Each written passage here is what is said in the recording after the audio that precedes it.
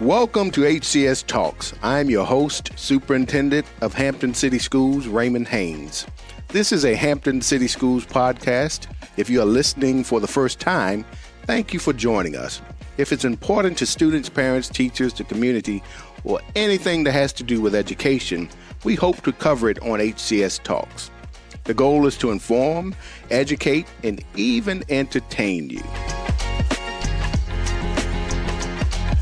Today, I have the opportunity to sit down with our very own Chief of the Hampton Police Division, Chief Jimmy Weidman.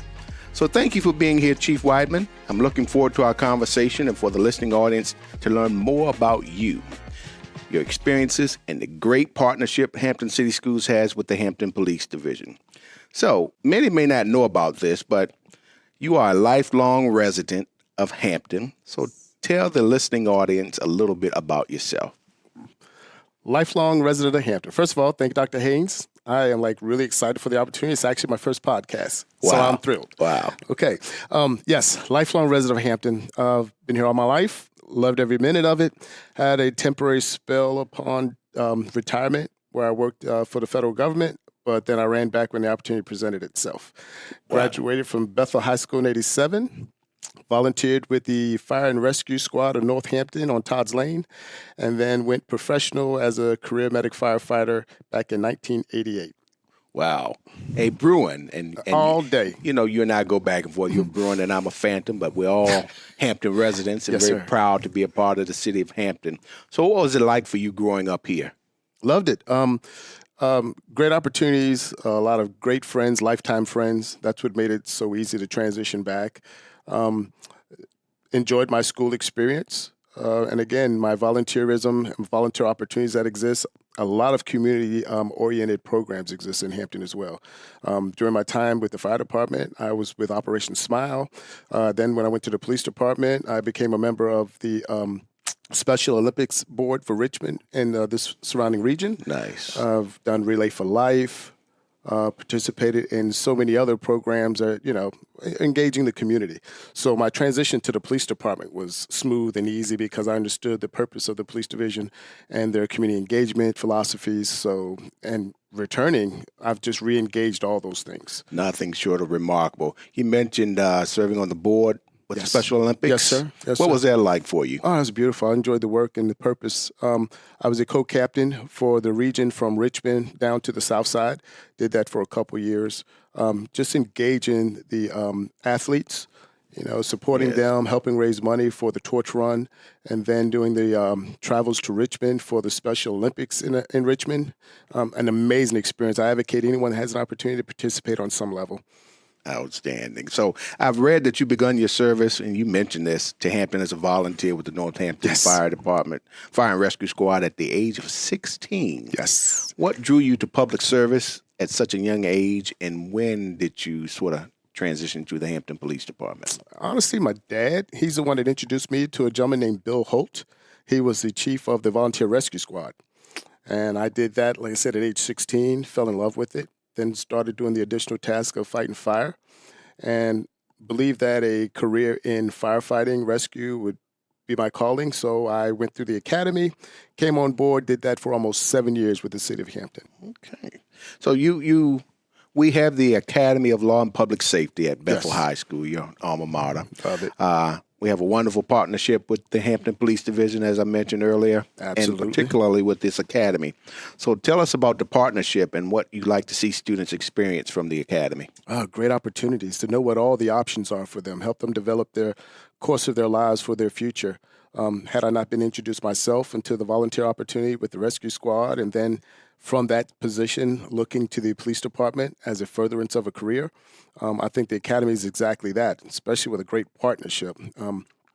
Previously, we had a great partnership with the schools. Yes. This is like my third tour of duty, whereas I can have a relationship with Hampton City Schools. Yes. Because I've supervised the school resource officers on 2 other occasions. And now, sitting in the chief's chair, I can provide more resources and further enhance that partnership. And again, every opportunity is like an opportunity to I don't know, go back in my past and reflect and have a reunion and enhance my experience. Yes. So oftentimes, Chief, we have young people look at the industry that the particular academy covers. So when we're talking about law and public safety, it's not just focusing on becoming a police officer. It's all the other careers that you can have within the police department, whether you're in human resources or things of that sort. So have you all sort of connected with the advisory board with the academies and talked about the different positions, and tell the audience about that? I've attended some of the meetings. We've had that dialogue. We're looking and planning for our next future endeavors together, but there's so many other positions besides just the sworn positions. Yes. We have a bunch of professional positions such as dispatchers, administrative staff, forensic personnel, call takers, public safety officers, cadets for those that want to be in uniform but not necessarily in a sworn capacity, and just so many other specialties. So just when people think police department, they have that one vision of just officers doing patrol work. But we staff about 400 sworn and civilian employees. So there's so many opportunities that exist, and also can be a gateway to other possibilities such as federal employment, federal law enforcement, or other careers within the city of Hampton. And we think that is essential and key to this work when we're talking about the academies and getting them exposed to the industry, not just looking at those particular academies when you see law and public safety at face value and saying, oh, police officer. There's so many other opportunities and careers involved with that. And that partnership and connection with the police department will further help engage young people to look beyond the scope and sequence of what they see in front of them, if that makes sense. Absolutely. I know I keep saying it, but I'm so amped and looking forward to the opportunities that exist and enhancing that program. It stands to benefit not only the students, but certainly the organization and the profession. Yes, sir. They can determine early on what path they need to take if they wish to pursue a career in law enforcement, public safety, or the legal pursuits. Yes, sir. So Hampton City Schools and the Hampton Police Department have similar goals in regards to employee recruitment and retention. So we want people to choose to stay in Hampton like you and I did. Absolutely. So this actually ties into the academy. So can you explain to the listening audience how Hampton Police Department is finding jobs for young people who aren't old enough to work as police officers yet? And what types of opportunities do we have for them? Yes.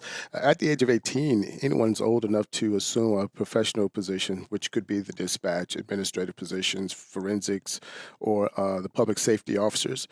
We have a cadet program, which is ideal for those young people that aren't quite old enough to become sworn. And essentially what the cadet program does is give them an introduction into law enforcement. Some of their responsibilities are taking reports, traffic enforcement, that will not require them to engage, say, an operator of a vehicle, helping us with our special events, with traffic control, and other miscellaneous assignments. We have a great many of our officers have come by way of the cadet program, where at 18 years old, they can come on board. The additional benefit with the cadet program is they can assume a part-time position during the summer, and then they can go to school as they would normally for their pursuits of higher education, and we'll keep a position available. So during the summer, if they wish to come back and continue as a cadet, we allow for that. And then if they want to transition into a full-time police officer position, they're our very best candidates. I was going to say it must lay a great foundation to start off in the cadet program and then transition over to the police department. So I know you mentioned earlier you also overseeing the school resource officers. And I also know for the listening audience, you are actually the public information officer for the Hampton Police Department.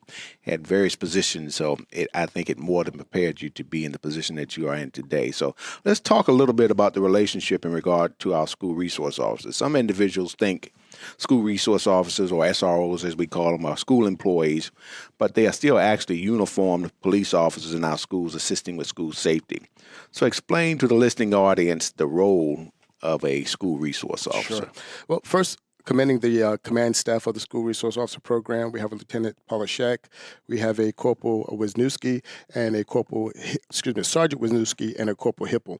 And basically, they understand the division's vision that the school resource officers are there as mentors to provide guidance and support, to provide a safe learning environment for the students, not only in school, but away from school in their communities, neighborhoods, and school-related functions. Yes, sir. And so the way we do that is we establish solid, good relationships with the kids, get their trust, become a resource for them if they have a dilemma or crisis that they would not otherwise take, say, home to a parent or to a teacher.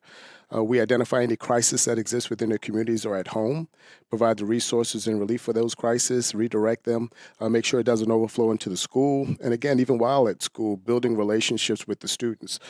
We've done such a great job at that. We've had a couple students or prior students that have come on board to the Hampton Police Division as sworn officers. Yes, sir. And have identified that their school resource officers as mentors to them and the respect that they had for the job and the position and how valuable their contribution to the students and the school program is, that they felt obligated or drawn to become police officers in Hampton. And I think, when I first, started in the system and we had the school resource officers when I was a building principal, one of the things I saw happening naturally was that relationship that young people were formulating with the police officers or school resource officers. So it was no longer something like you see a police officer, I'm afraid, I'm nervous, because they broke down those barriers and established that rapport with young people. And it made them feel comfortable coming to talk to them. But I can't say enough about the relationship and rapport that the resource officers have with the Hampton City School staff as well. So when we're interacting with, it's like we're all one big family. Absolutely. And we stay true to recognizing the school and community are one and the same.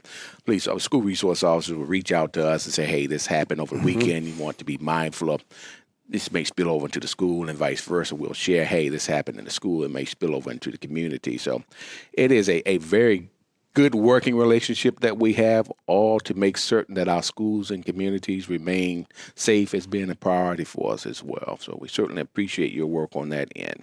So tell us about the importance of reaching young people while they are still in school. Well, that's where they're spending most of their time, where they have the most influence, whether that be positive or negative. So we need to occupy that space. It goes back to that whole theory of meeting them where they are. Yes, sir. A great majority of their time, if there's going to be something adverse, even if it happens away from school, it could have begun in the school because of the diversity that exists in that space. So we're there, we're present. Again, give them options, resources, show them the best way to do and negotiate through stress, conflict. And again, the school and the police department have the same agenda, providing a safe environment and workspace for the students and those around there. So we're effective at doing that because of the partnership we have in information sharing. So again, the officers, they're there for the students. We address issues that may have nothing to do with school or the school environment. Stressors at home, siblings that are going through a crisis, something that's happening at an employment that they may have in the community. Again, the mentorship and guidance that the school resource officers provide occurs 90% of the time in the school. Yes, sir. But we're there whenever they need us.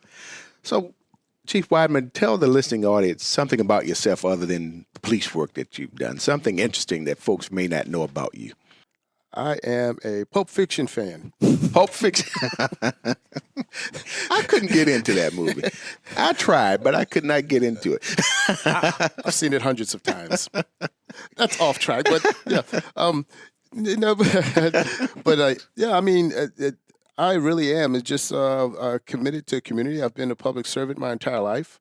I don't know what I could do or would do otherwise. And Hampton's given me an amazing opportunity to come back post-retirement. Yes, sir. And do it at that next level where I can, feel like I can engage more, take advantage of my experience, enhance the careers and the experience for the officers that we still have here in the agency, reach out to our community and reconnect our partnerships and relationships that once existed.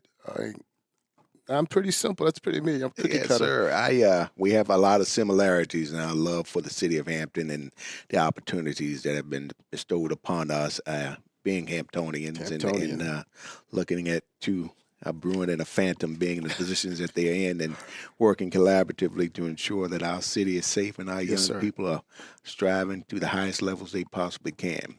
Anything you like to do in your spare time, free time? What do you like to do in your free time? When you have it, when I have free time, I guess one of my favorite things to do is actually my yard. Just to be in my garden or in the yard landscaping. It's just like my stress relief. So what are you growing in that garden? Is it really growing, or you just right now the weeds are growing? I gave the vegetables a break this year. Had a lot going on. But we're getting there. But so have you actually produced anything? Years past, this year was bad because of my transition from out of my former retirement and working for the Air Force back to the city and a lot of moving parts. So I didn't have the time, but next year I'll bring a basket full of goods. A couple of years ago, I was a little bit successful with cucumbers and I think some peppers. But that was about it. Yeah, cucumbers and cherries, tomatoes don't count. They're prolific. I mean, it doesn't take a lot of work. Just saying, I'll give you that. If that's so what at you one want. time, you produce what? If I only produce cucumbers and peppers, several varieties of peppers, several varieties of tomatoes, okra, lettuce, a wide range of items. And some things I don't even eat just to prove I could grow them. All right, I'm going to hold you to Yes, that. sir. So Please do. When you get a little bit of free time, you get back to the gardening, back. I'm going to see what you bring over to the office, and yes, we sir. can compare. Yes, sir. Anything you'd like to share in regards to community engagement? I know you've been out, just like me, in the new position, out engaging internal and external stakeholders about the city of Hampton. So anything you'd like to share in regards to community engagement? Well, that's what I think the Hampton Police Division does well. And it was easy for me to just fall back in that role because our community is so welcoming. They make it easy to have a vibrant, robust community engagement program. I've made myself available throughout the city. My schedule, my calendar is predicated on when someone wants to see me.